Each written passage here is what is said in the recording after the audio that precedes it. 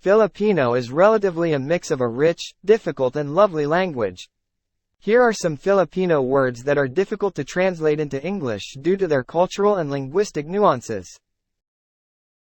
First on the list is one that has recently been incorporated as a movie genre in Netflix. Kilig. Kilig is a feeling of excitement or butterflies in the stomach, often associated with romance or attraction. This word is mostly used by young ones to refer to that exciting feeling towards a crush or an idol, or even when expressing envy when seeing other people expressing their romantic feelings towards their loved ones.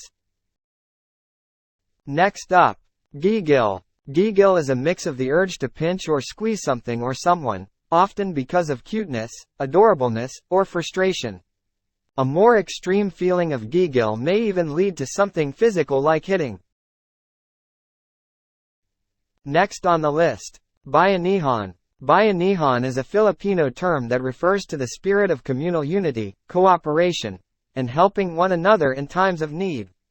It contains the word bayani, or hero, which refers to how helping one another brings out the hero in each of us.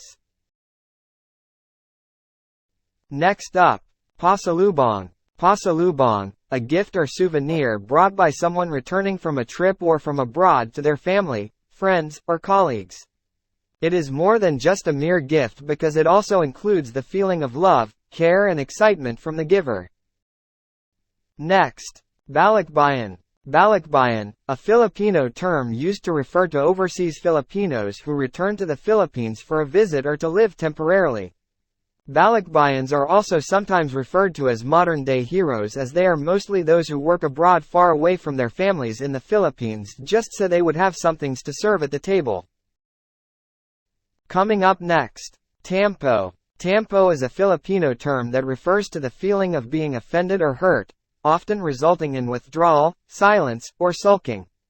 This is somewhat considered as something mild and trivial, even cute, with a feeling of kilig, sometimes. Next up, kapwa. Kapwa is a Filipino term that encompasses the concept of shared identity, humanity, and interconnectedness with others. Here's one that's a more intense version of the previous one. Kilig to the bones. Kilig to the bones is a more intense version of kilig, describing an overwhelming feeling of excitement or happiness.